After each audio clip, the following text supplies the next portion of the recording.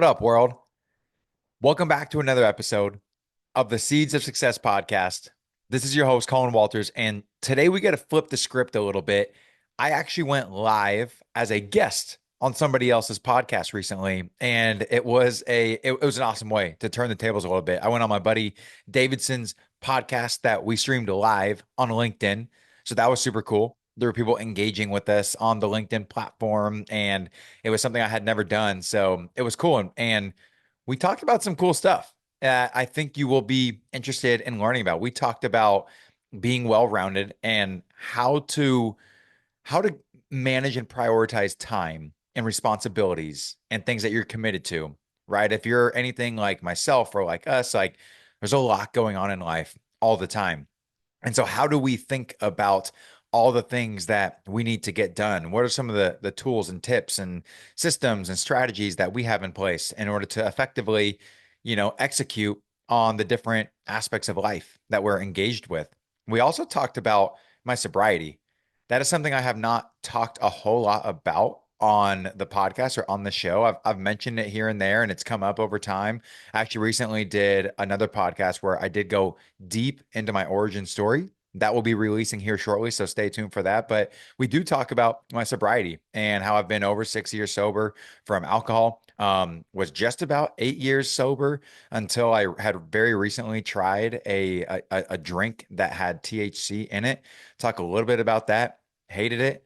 But we talk about what sobriety has meant to me, and if that's anything of interest, I go into a little bit of detail around that. We talk about personal development and coaching specifically, and our personal money that we've invested into ourselves, and why that of all the financial vehicles is in my opinion, the greatest return on investment that we can and will ever make is the one in ourselves. We talk about just different seeds of our own successes, if you will, with community and with things that just we do in our daily life. And I was even compared, by Davidson as a Colin O'Brady type of individual. And so for any of you that know Colin O'Brady, that was like such a warm welcome to the show, because Colin O'Brady is a freaking stud. If I could live somebody's life, there's a good chance that he'd be in like the top five, top 10 individuals whose life I would be living if I could switch places with anybody. So anyways, we're gonna go ahead and I'll let this thing roll. But it was fun to go and be on the other side of this podcasting experience. Thanks for tuning in. I think you're gonna enjoy this one. So here we go.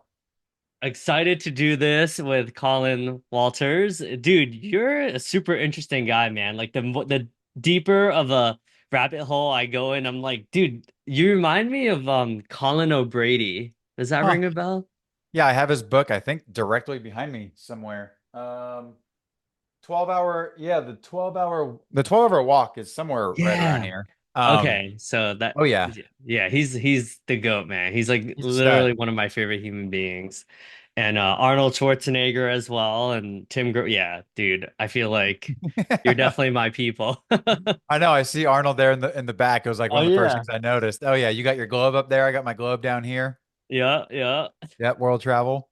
Yeah, man. I'm excited to have this conversation with you. You're super interesting, dude. Yeah, I mean, you can tell you're definitely I was gonna say you're going places, but you're already at places. So Mm, but I yeah, appreciate just it. super excited to have you here and just to share a little bit more about your story and your journey with sobriety and just like how you do it all, right? I'm sure people message you all the time. They're like, "Hey, Colin, like, how do you do it?" Mm. Right? Do you get that a lot? Um, yeah, and I wonder often what am I doing and how am I supposed to do everything that, I think you and I, and for those listening, are probably similar in the sense that we are, highly ambitious.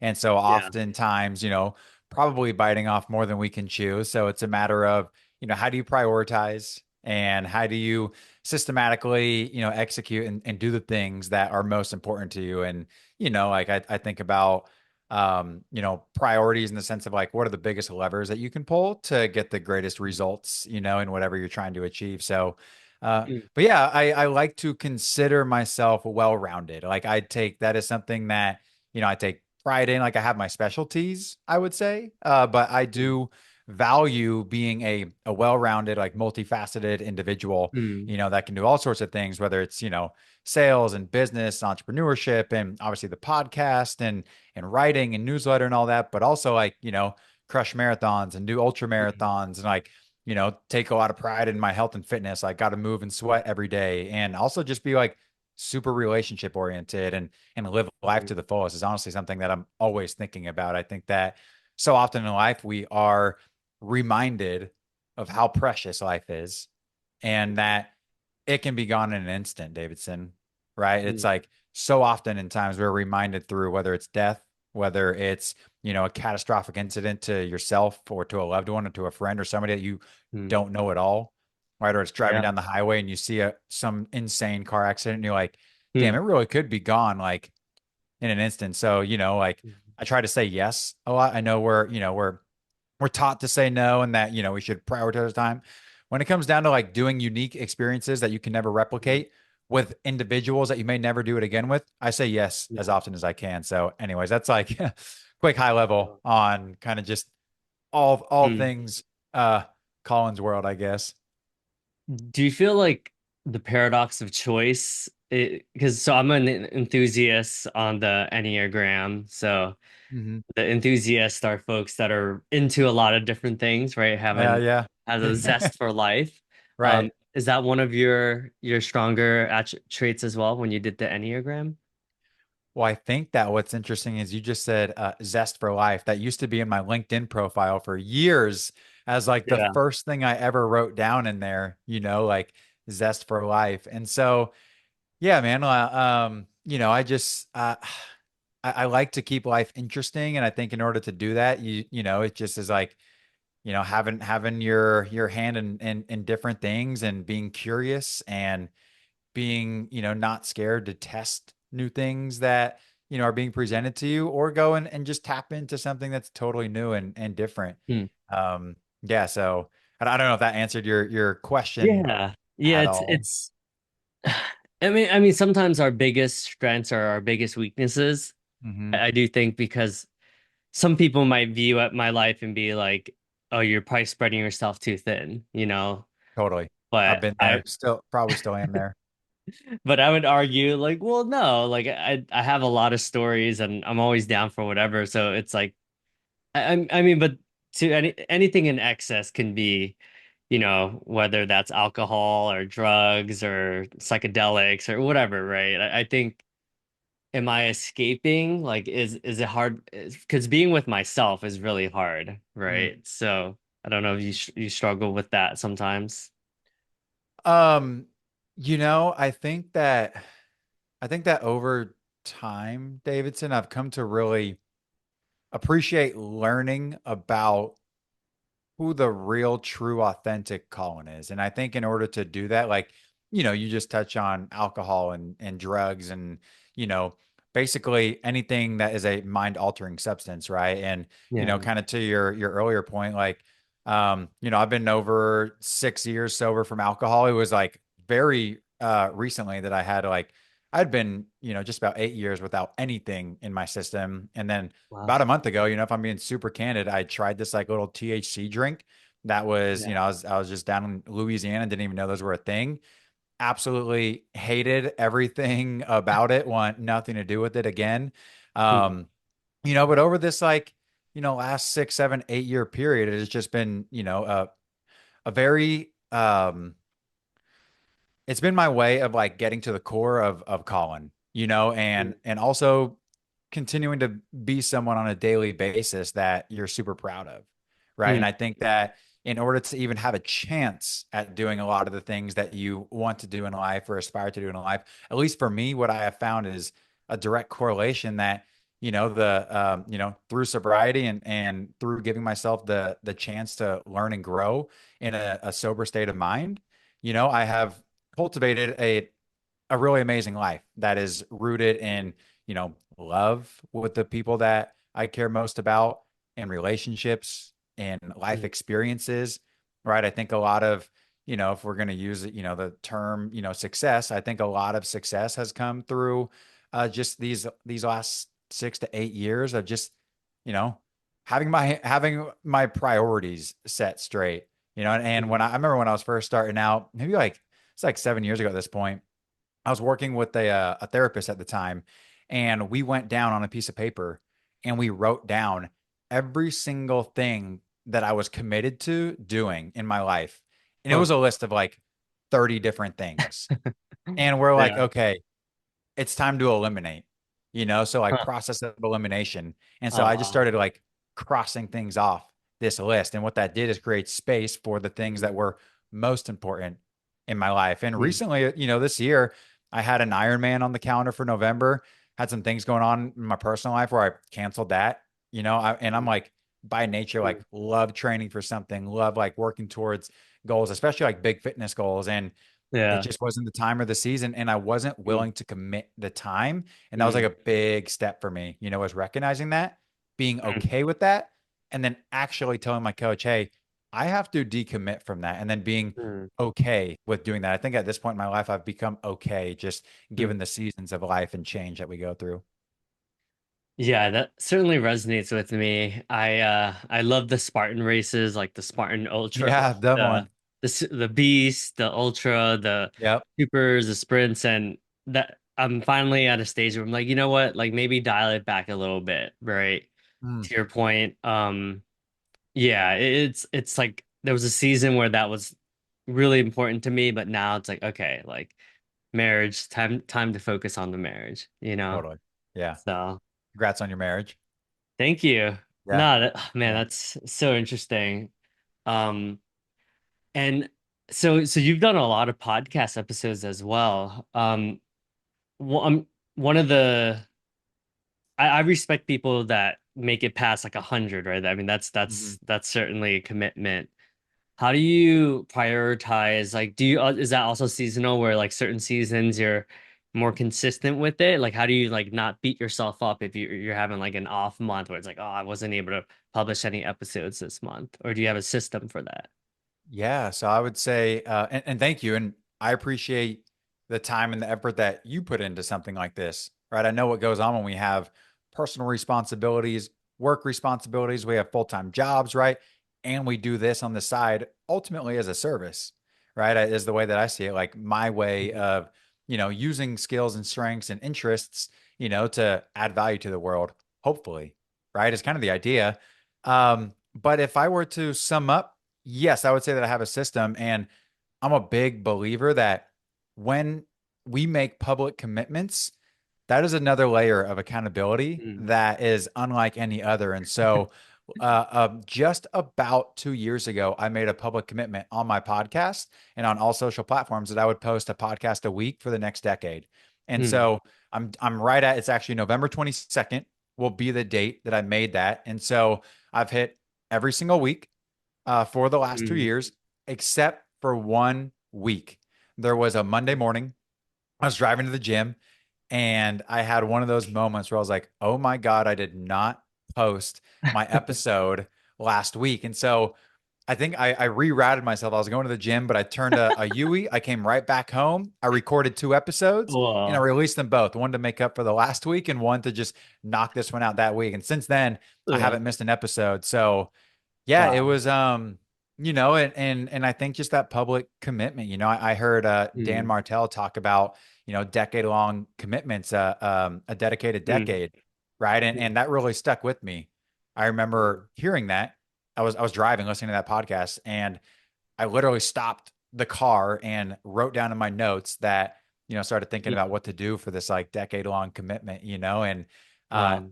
kind of ties into the fact that I had actually reached out to Dan Martell in the past, and he was like, "Hey, because I asked him to come on the Huh. show, and I was Yeah. super nervous about it. Was kind of hoping he'd say no. I didn't want to Huh. have to rise to that occasion. And, Oh, wow. anyways, he said, "Hey, get to 100 episodes, and I'll come on your show." And so, Huh. sure enough, I already had that system in place that I was doing one a week, and so it was only a matter of time that I was Huh. actually going to hit it. So then, right around like episode like 92, I was like, oh my God, I think this is about to happen. And so I reached out to Dan. He put me in touch with his assistant, Ann, and we got scheduled, coordinated. And then once I hit 100, I drove up to Kelowna and met Dan at his studio in Well, Kelowna, Canada, and ripped a live episode with him. So yeah, man, huh. I would say just like public commitments go a long way for anybody that's trying to Mm, achieve a goal, right? Just like putting yourself out yeah. there because once the world knows, that's like whole another layer of Mm, accountability. So that system seems to true. have worked for me. So it usually is like, you know, Friday, Saturday, I start thinking, well, damn, I got to get a podcast out this weekend, considering haven't done Yeah. one yet. Then I start brainstorming. Then I start thinking like, what's going on in my life that could be relevant to someone else. Then I start like putting Mm, some, things together in my head, and then I just, have an idea of an overall message I want to say. I typically know how I want to start it, and then I just get on there, let it rip, and got my process down for mm, how to get it out quickly. So mm, for anyone listening, a couple of things in there is just like public accountability, having your own process, knowing how you want to start, and end something with a couple of bullet points in there, and then just going for it, not trying to be perfect. So, yeah, mm. yeah. What about you? What's kind of your process for podcasting and getting Huh. content out? I mean, you got a ton of followers on LinkedIn. Like, what's your content secrets for the audience here? It's a great question. I mean, I love how consistent you are. I would say I'm very much if I'm feeling inspired, I just like rip it out. Totally. So some months when I'm like really dedicated, like if I'm like just like on a roll, I'll do like 15 episodes that month. But then there'll be like some months where it's like 0 episodes because I'm just like not in great mental state or maybe I feel a little bit burnt out.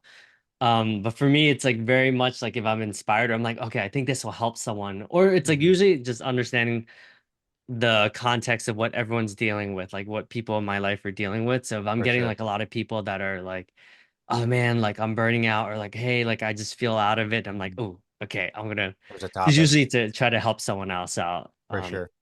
Yeah. But Nice. that's cool, man. Yeah, you're right. Public accountability works wonders. Like when every time I communicate a big goal in public, like on LinkedIn, I'm way more likely to achieve it. Mm. So, Well, and I think what you just mentioned is also a very powerful point, Davidson, which is acting on your inspiration because, there's like, we got to do things that we don't want to do often, right? I mean, that's just the yeah. nature of the game if you want to be great at anything that you do. There's also what I have found, at least, is that when you get those moments of inspiration to like truly capitalize on them, Yeah. right? Like, I can't tell you how many times I've stopped doing something in order to go and like take action on that idea because those ideas that we have in our heads, like they may seem so like real and that we'll never forget it in a million years. And then next day comes and that Mm. idea seems like Mm. you're like, what the hell was I even trying to think about or remember or do? And then the inspiration to do it is gone. And then Yeah. also, when you do that, you can create so much momentum for yourself. So, like, when Mm. we talk about like getting content out at scale, there's multiple times where I'll just like lock myself in my studio or like sit down and actually just, record 6, 7, 8 episodes at a time. And then I Mm. can like schedule them out.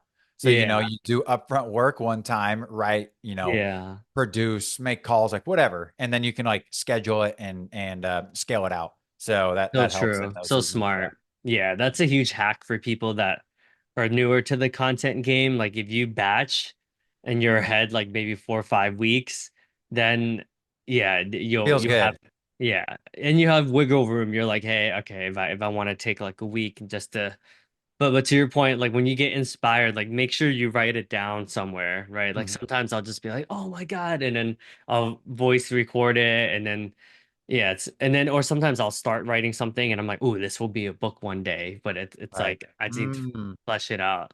Yeah. Yeah. Yeah. When I even just think back to the podcast, right? I started it December 2020 and I was like, you know what? I think it's time to do this podcast once and for all and stop thinking about it after all these years and Yeah. maybe just do something about Mm. it. And so, I got a little USB mic that sat on my shelf for like 3 months collecting dust. And then one day I Huh. got the brilliant idea to open the box and actually plug it in and, write down a little intro. And I Mm. recorded my first intro and spent way too many hours trying to, perfect Oh this yeah. this introduction, right? And you're like, Yeah. what am I going to say? How do I introduce this thing? Huh. Long story short, I recorded 3 episodes, And then there was a year and a half hiatus of not recording anything. So there was 3 episodes that Um, sat dormant basically. And wow. then acting on inspiration comes into play because I was vacuuming my Airbnb. I used to run like an Airbnb when I was living down in Oregon at the time. Huh. I remember vacuuming, and I'm always listening to a podcast, right?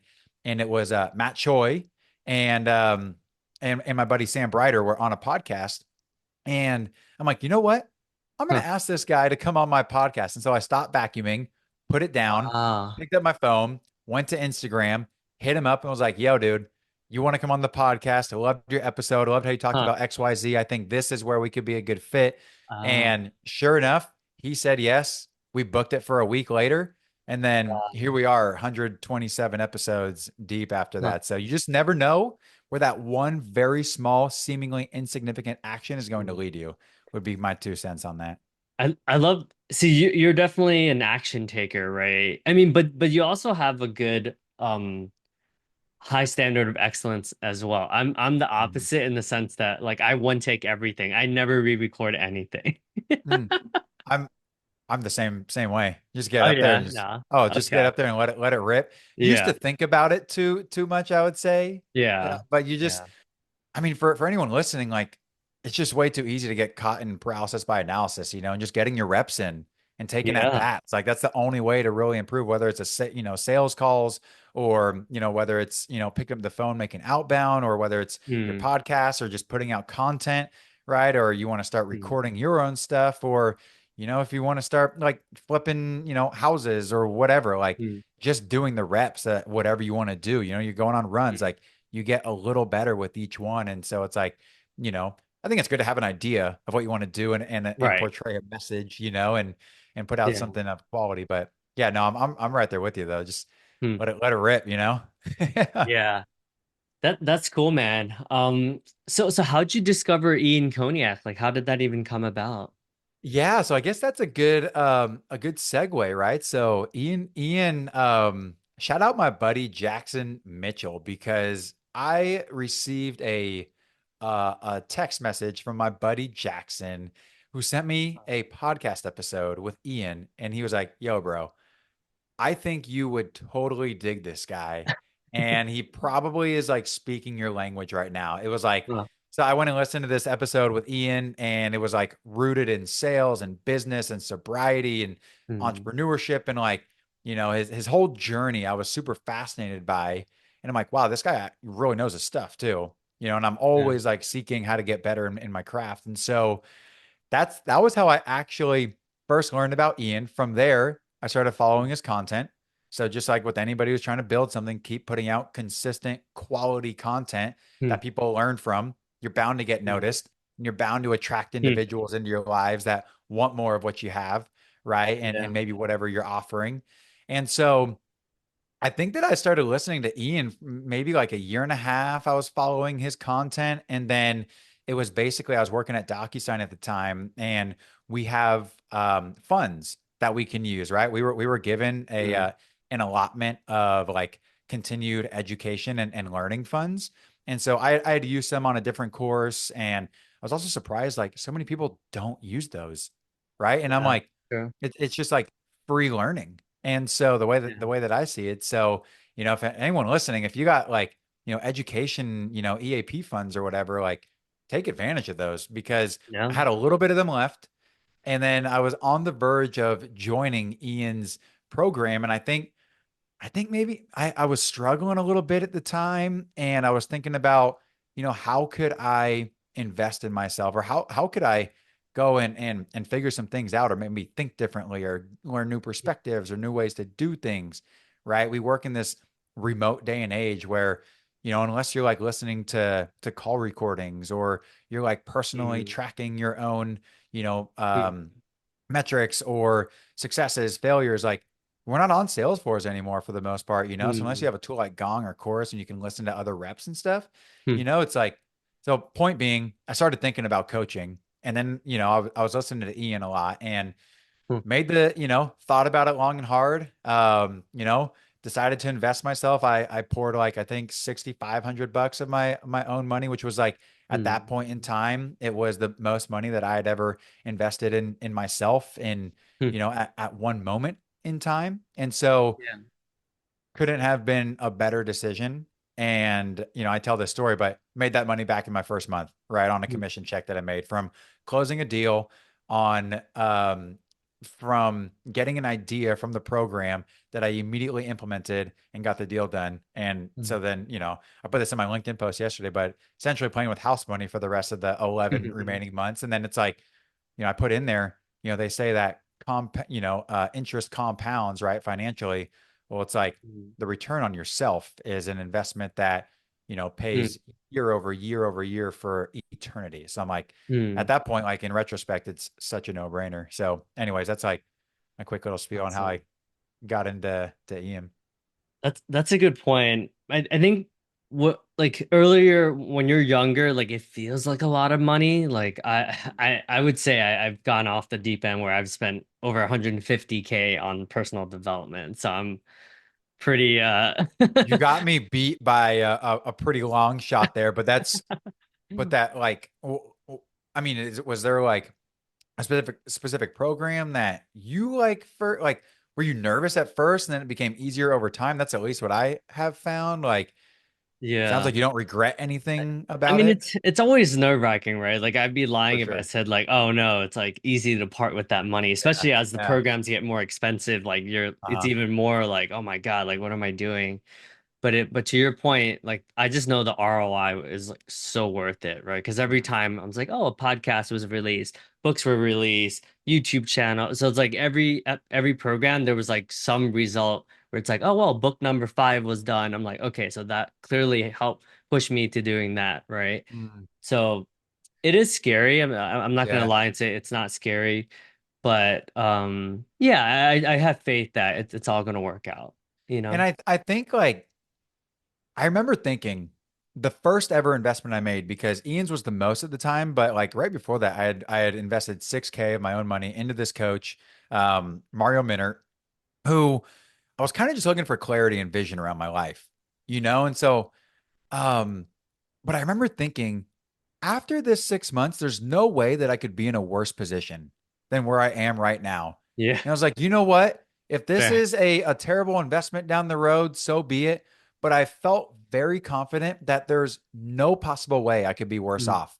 And that was kind of my deciding factor. And then from there, like I actually, through all that work, I was working on how to land that podcast with Dan Martell, which was mm, achieved. I was working on getting my own first client, mm, from my own coaching services that I offered. mm. And so then that, I think I made like, roughly over 10K in coaching services that I rendered through going through that Yeah. coaching, Yeah. which, paid 4 grand extra after that, which, Mm, which is like cool to see the return on investment that again will pay for itself, mm. in perpetuity over time. And then, I've recently paid for an executive coach and therapy. And it's like, just again, all, well-roundedness is kind of, Mm. yeah. So That's coaching cool, spiel. man. Mhm. Yeah, it's I mean, I still get it all the time. Like even today, I was on some calls where some people that were like 3K seems like a lot, you know.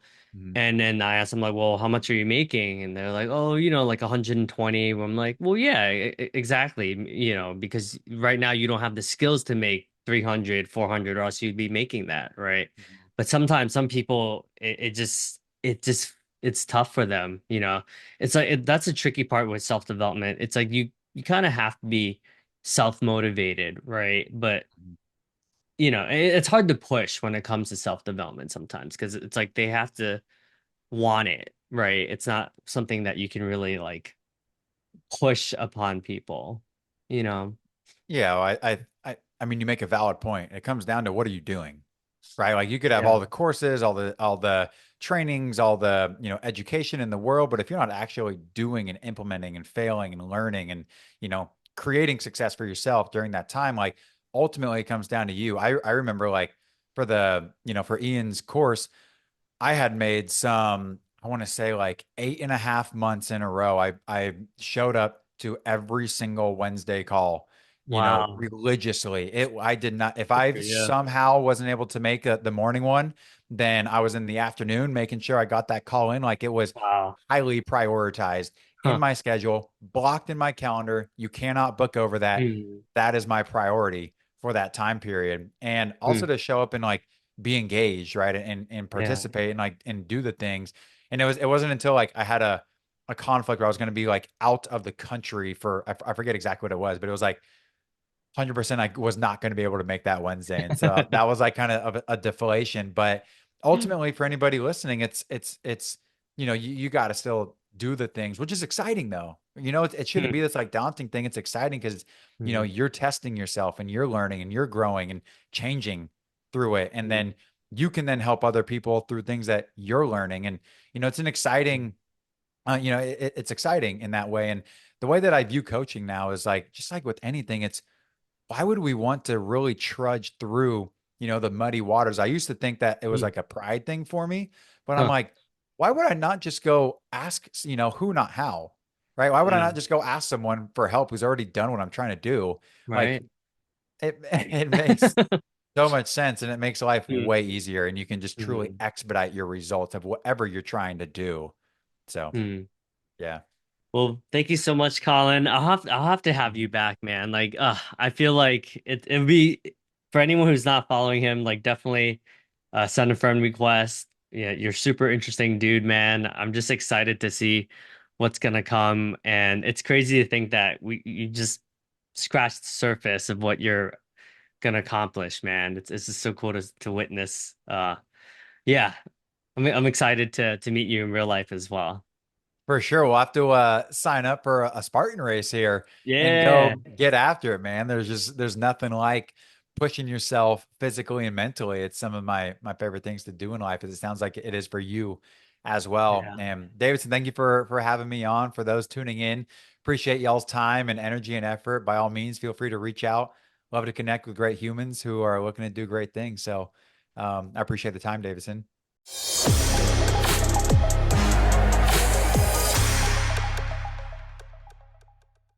Thanks for tuning in to another episode of the Seeds of Success podcast. If you got to the end of this episode, can you please do me a huge favor and leave a 5-star rating and review? This helps me be able to reach out to bigger guests and also be able to get access to special events and activities that otherwise would not be possible without your support. So if you could please take just 3 seconds and leave a 5-star rating and review, it would mean the world to me, and I will see you on the next episode.